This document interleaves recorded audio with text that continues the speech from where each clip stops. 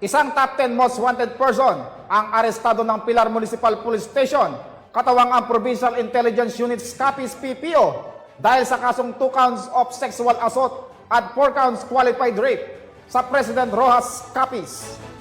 Ang pagkakaaresto sa naturang sospek ay bunga ng pagsasagawa ng operasyon ng pambansang pulisya upang hulihin ang mga taong tiwalag sa batas.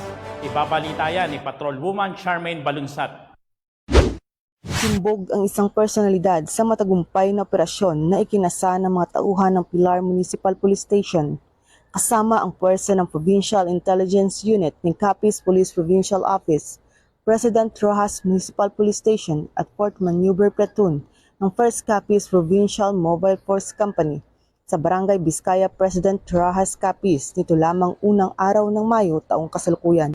Ayon kay Police Major Alfred V. De Leon, Chief of Police ng Pilar Municipal Police Station, ang arestadong personalidad ay isang 41 taong gulang na lalaki, top 10 most wanted person sa regional level, isang binata at residente ng Pilar Capiz.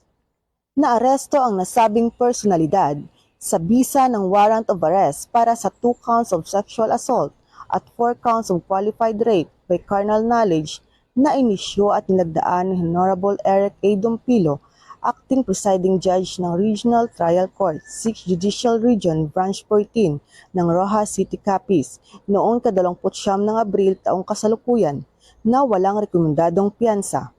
Ang nasabing suspect ay kasalukuyang nakapiit sa Pilar Municipal Police Station para sa tamang dokumentasyon bago i-turn over sa korte kung saan nakabinbin ang kanyang kaso.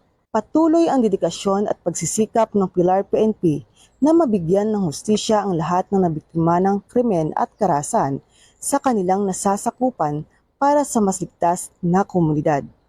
Mula dito sa Capiz Police Provincial Office, ako ang inyong Police News Network Correspondent Patrolwoman Charmaine Balunsat, alagad ng batas, tagataguyod ng balitang pulis. Maraming salamat sa iyo, Patrolwoman Balunsat.